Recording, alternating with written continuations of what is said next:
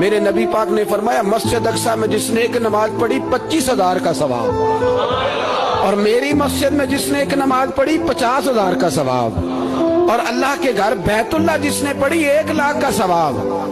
مسجد اقصی کا تو ذکر ہی چھوڑ گیا ہے، کیوں؟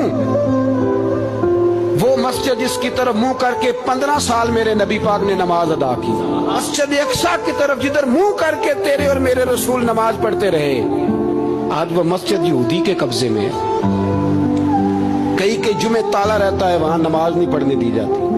میں اور آپ، ہمارا اس قوم سے تعلق ہے جس قوم کے بچے کٹ گئے، ذبح ہو گئے، عورتوں کے پستان کاٹ کے برما کے بدھوں نے ان کے کباب بنا کے کھا لیے، چھوٹے چھوٹے بچوں کی لاشیں انہوں نے لٹکا ڈالی۔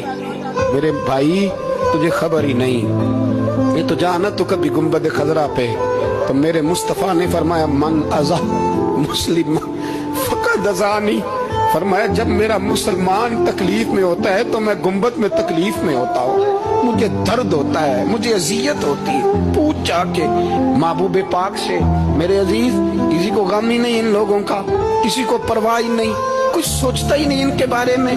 میں اپنے گھر میں مست ہوں، آپ اپنے گھر میں مست ہیں۔